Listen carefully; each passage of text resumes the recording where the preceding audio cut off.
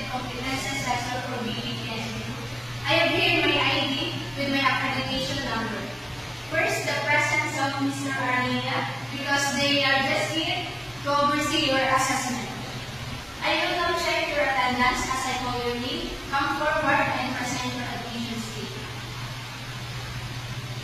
Miss Lenny Rose, Roses.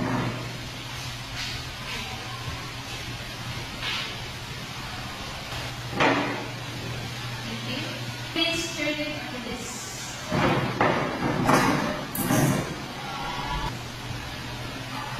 Please sign.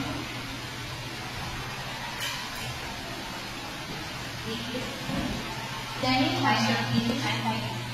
Let's proceed for feedbacking for your practical performance. You did it right, satisfactory, and also the oral question, you answered it correctly. Congratulations, you are competent. Thank you, ma'am. But first, please sign it. Thank you. Okay, let's proceed to your feedbacking.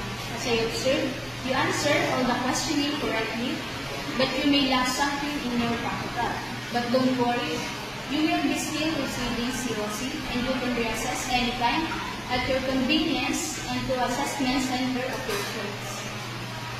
I'm sorry to say that you are not competent, but still congratulations. Please sign it.